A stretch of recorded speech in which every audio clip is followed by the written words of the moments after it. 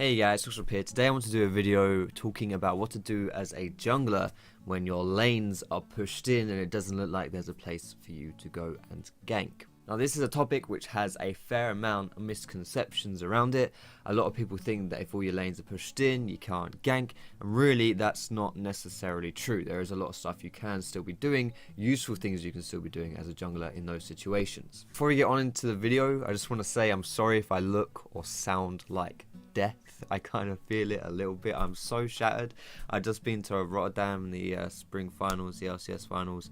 It was a lot of fun, but I'm absolutely knackered, so forgive me if any of that shows through. I'm doing my best, boys and girls. I'm doing my best, but please forgive me. Secondly, of course, if you like this kind of videos, just let me know down below in that comment section. Let me know what kind of topics you want me to talk about. This was actually one that I saw in the comment section of a previous video, so I nicked it from that, and I can nick my future ideas from down below as well. And also, don't forget, leave those cheeky thumbs up if you enjoyed the video. But anyway, let's get on with it. So like I said, there is a misconception that you can't do anything if all your lanes are pushed. However, it is also fairly true that it is a little harder to do stuff if enemies are under their tower, but it's certainly not impossible, and there certainly is a lot of stuff that you can do, which is what I'm going to be talking about here. Firstly, different kind of ganks you can be doing. Yes, you can still gank when your lanes are pushed. The two types of ganks you can do: you can dive or you can lane gank. Diving is quite simply killing the enemy player under their tower. Now what you want to do to achieve this is you want to be able to kill that person before the tower kills you. Now I know that sounds very obvious, but that works as the foundation for you to decide whether or not you can pull off the dive. So essentially you either want to be able to kill them very quickly or survive for a very long time so you don't die very quickly to the tower. So if you're a champion with a high amount of damage, if you're against someone who's very squishy, or specifically if you're against someone who's quite low on health and doesn't have their summoners, those are all factors which will increase the speed at which you're going to be killing them under the tower, and therefore reduce the risk. Likewise, if you are quite tanky, then you can hold that tower for a while, so you don't necessarily have to just whack them out while you're under the tower instantly.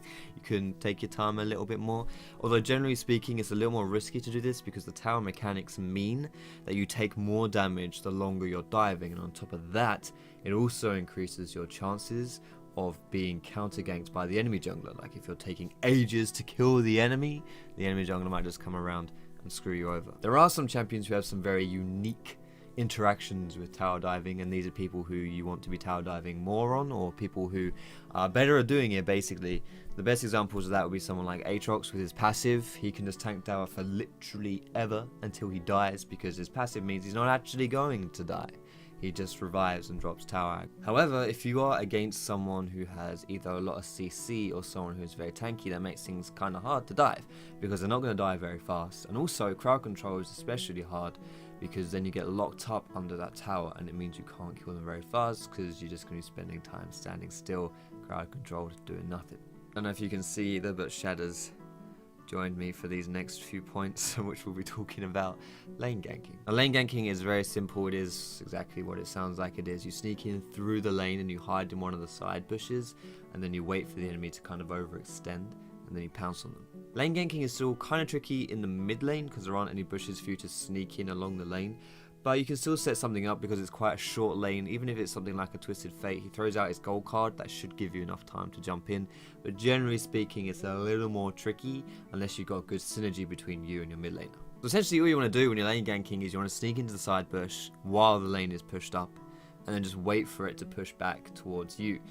Most times the enemy laner doesn't realize you're in there because you're hidden in a bush, and then when he walks out a little too far, you jump on him and you kill him. You don't even have to just go for the gank on him though. Lane ganking is very effective as a tool to counter gank.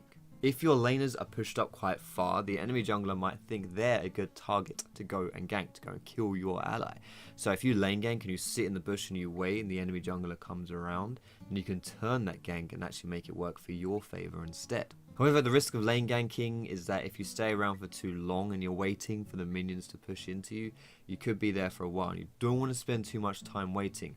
Lane ganking is a game of patience, but it's also not something that you want to just waste your time doing, because you will put yourself behind and not get too much out of it.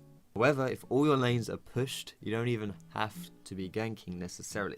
There are things you can be doing that are useful as a jungler that you can be helping your lanes with without even showing up on their lanes. What this generally means is that instead of actually ganking for the lane, you can help protect the lane so that they can't get ganked. First way to do this is quite an obvious one. You can just ward for your allies.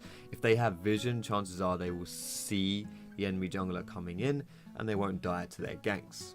Second point, which is somewhat related to the first one actually, is to counter gank. I did mention this when you're lane ganking, but if you can see where the enemy jungler is going and then you go to that lane as well, you can counter their gank, and that's really, really good for your team. Not only does it mean the enemy team doesn't get anything out of the gank because you're there to stop it, but it means that you actually do get something out of the gank as well. It's a perfect swing. Good vision makes counter ganking very easy to do, because if you can see where the enemy jungler is going, then you know where to go and counter the plays as well.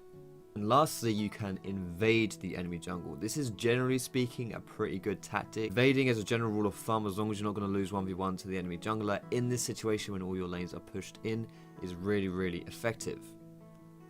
Firstly, you stand to get a lot of knowledge of the enemy jungler, where he's gone, what he's doing. Then you can either make counter gank plays, or you can just tell your allies, Shad, what you're doing, where he's going to show up, so you can protect them from those ganks.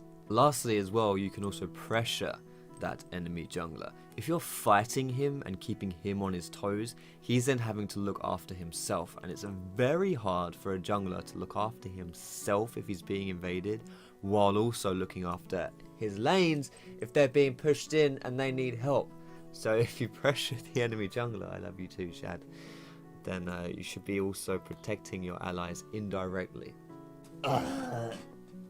There you go, Shadow. But anyway, that's really what I want to say on this topic. I didn't want to take this one too long, so hopefully you found something useful.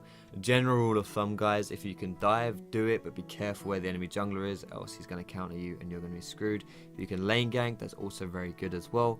But if you can't do that, protect your allies with vision, counter ganking, or invading the enemy jungle. You can also do stuff like objectives as well. You can help your lanes kind of snowball in that sense, but this is more a video about how you can actually kind of help the lanes themselves. But either way, I hope you liked this video. If you did, feel free to give it that cheeky thumbs up. You can subscribe to me for more educational league content. You can find me on Facebook, on Twitter, and catch me streaming over at twitch.tv/FoxShop. But either way, guys, I hope you enjoyed this video, and I will. I'm sorry if I was too tired or dead or anything like that, but I hope you enjoyed it either way. Have a great day, guys, and I will see you in my next video.